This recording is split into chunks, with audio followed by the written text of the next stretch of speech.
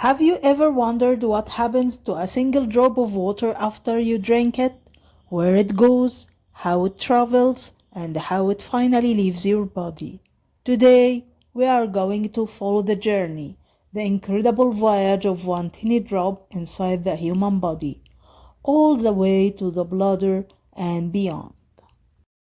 It all begins the moment the drop touches your lips. You take a sip of water, simple, refreshing, and ordinary. But for your body, that drop is about to become part of one of the most remarkable biological systems on Earth. As the water passes through your mouth, it mixes with saliva.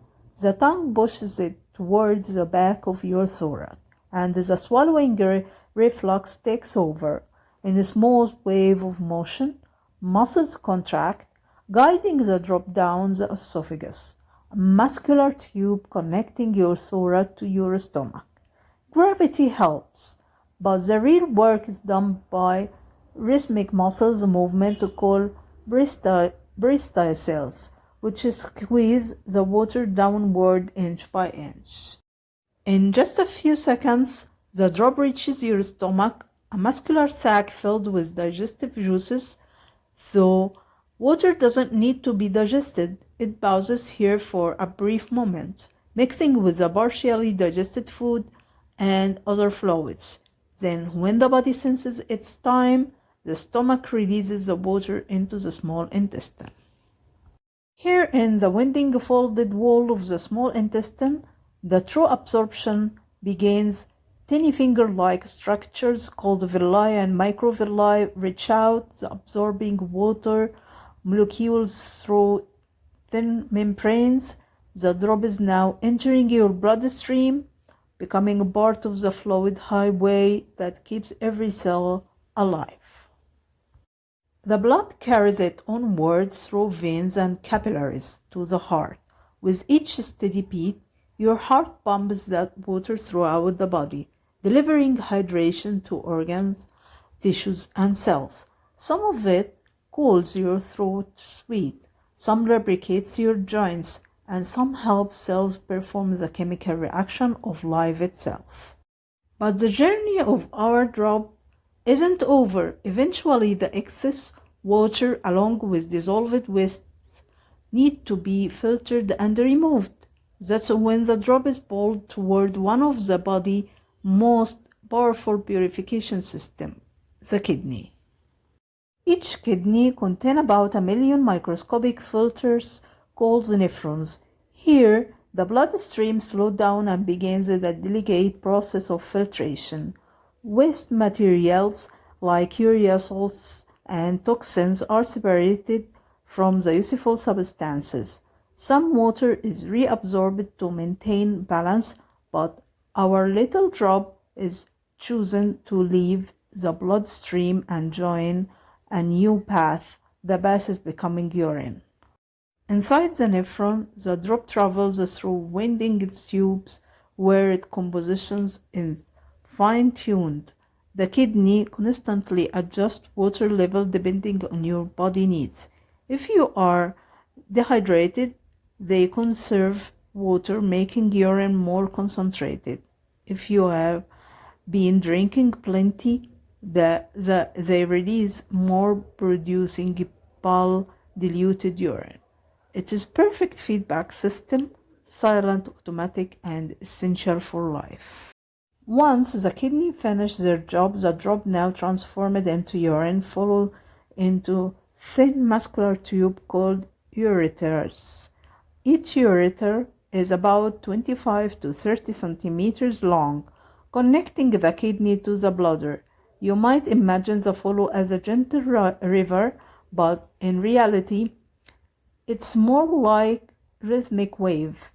The ureters use contractions like esophagus to push the liquid steadily down. And now we arrive at our destination, the bladder, a hollow muscular organ shaped like a balloon, resting deep in the pelvis. The bladder's wall are made of special muscle fibers that stretch and contract, allowing it to expand as it fills. When empty, it is small and thick-walled, but as more urine arrives, its walls becomes smooth and round, capable of holding about half a liter of fluid in adult. Inside our drop joins millions of others, forming a calm golden lake.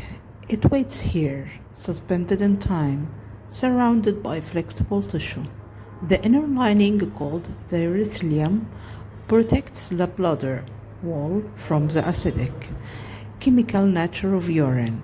Its fascinating environment, sterile, dynamic, and constantly monitored by the nervous system.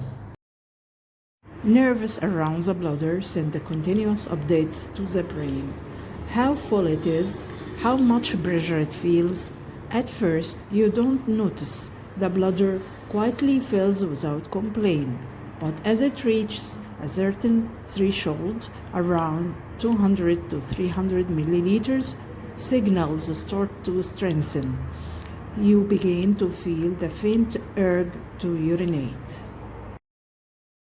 Still, your body gives you control.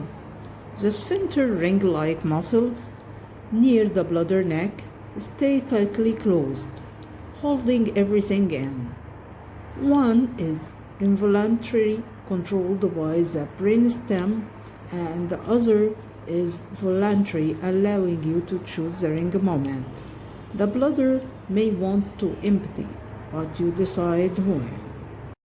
As the time passes, the urge grows stronger, the muscles strengthen further, the nerves fire more rapidly, the brain receives the message, it's time.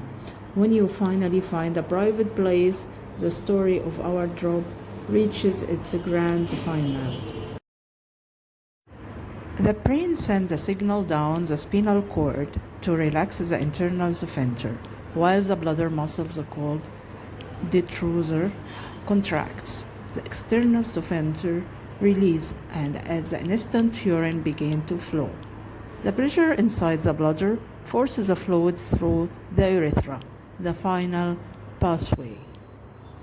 And for a brief moment, our drop joins the rushing stream. Then it moves through the urethra, pushed by muscles contractions and gravity. Emerging from the body, it completes its journey from sip to stream, from hydration to elimination, a perfect cycle that repeats countless times every day.